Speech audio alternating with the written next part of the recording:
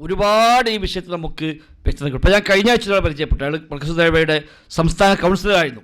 ആ സിംഹസംവാദം കേട്ട് അയാൾ മാറി ഇന്നാൾ വിസ്തമനെ കൂടെ സജീവമായിട്ട് പ്രവർത്തിക്കുന്നത് ഞാൻ കഴിഞ്ഞപ്പോൾ ഇങ്ങോട്ട് വരുന്നതിന് ഒരു 4 ദിവസം മുമ്പ് യാദൃശ്ചികമായി അദ്ദേഹത്തെ നമ്മൾ പരിചയപ്പെട്ടു. അതിനുശേഷം പലരും ഒരുപാട് ആളുകൾ അങ്ങനെ നമ്മളുമായിട്ട് ബന്ധപ്പെട്ട് വന്ന ആളുകളുണ്ട്. പക്ഷേ അത് നല്ലൊരു റെഫറൻസാണ്. വെറുതെ ഒരു വാശിക്ക് നടത്തിയ പ്രോഗ്രാം അല്ലാതൊന്നും. ശരിക്കും സിഹിർ സംവാദം 3 ദിവസം കൊണ്ട് നമ്മൾ നടത്തിയത്. 31-ാം തീയതിയാണ് വെല്ലുവിളി ഏറ്റെടുക്കുന്നത്. 30-ാം തീയതി വെല്ലുവിളി ഏറ്റെടുക്കുന്നത്, 2-ാം തീയതിയാണ് പരിപാടി നടക്കുന്നത്. ആകെ ആ 31, 1, 2 ഇതാണ് ആകെ കിട്ടിയ ഗ്യാപ്പ്. എന്നിട്ട് പോലും അത്ര ഭംഗിയായി നടത്താൻ കാരണം നമ്മൾ ആ രംഗത്ത് സഹായിക്കാവുന്ന എല്ലാ ദാഴിമാരെയും വിളിച്ചു കൂട്ടി അവർക്കെല്ലാം വിഷയങ്ങൾ ഡിവൈഡ് ചെയ്ത് കൊടുത്തു. വ്യത്യസ്തമായ കിതാബ് റെഫർ ചെയ്തു. അതെല്ലാം അവരൊക്കെ കൊണ്ടുവന്ന് ഫയലാക്കി വെച്ചു. അങ്ങനെ അതെല്ലാം വെച്ചിട്ടാണ് നമ്മൾ ആ പ്രോഗ്രാം നടത്തിയത്. അല്ല ഞാനൊരാളെ വയ്ക്കാൻ നടത്തിയൊന്നുമല്ല.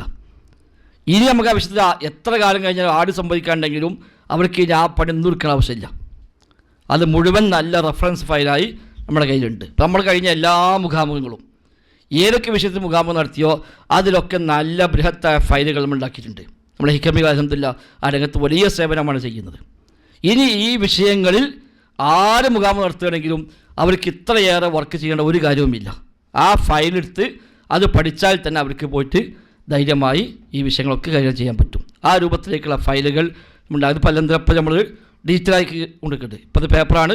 ഇത് മൊത്തം സ്കാൻ ചെയ്ത് വിഷയസംബന്ധമായി അങ്ങനത്തെ ഓർഡറാക്കി ആർക്ക് എവിടെ നിന്ന് വേണമെങ്കിലും അത് കിട്ടാവുന്ന രൂപത്തിലേക്കുള്ള സംവിധാനം ചെയ്തുകൊണ്ടിരിക്കുന്നുണ്ട്. അപ്പോൾ അത്തരം പ്രഭാഷണങ്ങൾ ആളുകൾക്ക് എത്തിക്കുക എന്നുള്ളതാണ്